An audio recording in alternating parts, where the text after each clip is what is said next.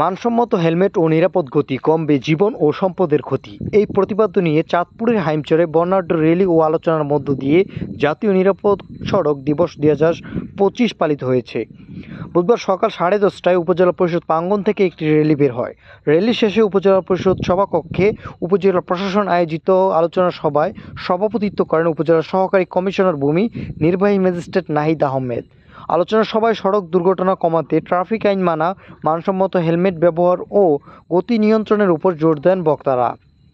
অনুষ্ঠানে উপজেলা সহকারী মৎস্য কর্মকর্তা মাহবুব রশিদের পরিচালনায় উপজেলা প্রাণী সম্পদ কর্মকর্তা মানিক বিশ্বাস, হাইমচর থানা অফিসার ইনচার্জ শাহ আলম, হাইমচর উপজেলা বিএনপির সাধারণ সম্পাদক মাজহারুল ইসলাম শফিক পাটোয়ারি, হাইমচর উপজেলা মুক্তিযোদ্ধার সাবেক ডেপুটি কমান্ডার হাফেজ আহমেদ, ইসলামী আন্দোলন বাংলাদেশ হাইমচর উপজেলা শাখার সাধারণ সম্পাদক ফখরুল ইসলাম শিমুল, এনসিপির উপজেলা প্রধান সমন্বয়কারী মোখলেসুর রহমান মুকুল, হাইমচর প্রেস ক্লাব সভাপতি মোহাম্মদ ফারুক ইসলাম সহ বিভিন্ন দপ্তরের কর্মকর্তা ও রাজনীতির নেতৃবৃন্দ বক্তব্য রাখেন।